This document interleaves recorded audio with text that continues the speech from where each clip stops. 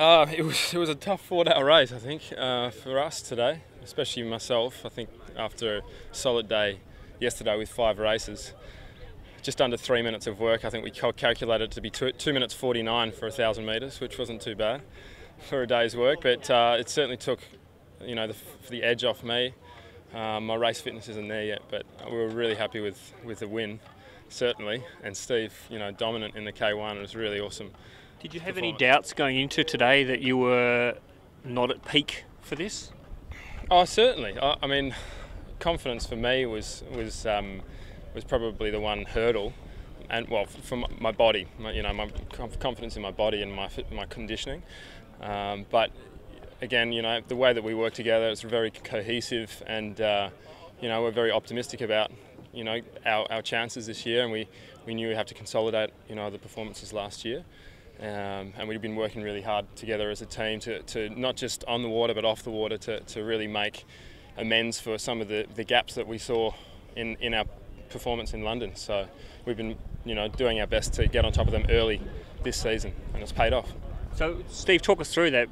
What are you doing different this year to last year in terms of your tech? Is it a technique thing, or what is it, or training change?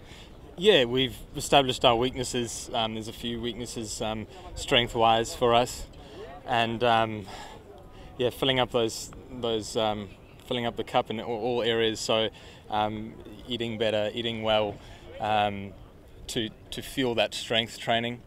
And look, our processes are very deliberate. They don't change much, other than a few things. But strength, is the main thing for us. We felt on the line in London that was where our weakness was just literally horsepower against the other bigger boys. So we'll be working on that. It's a 4-year process.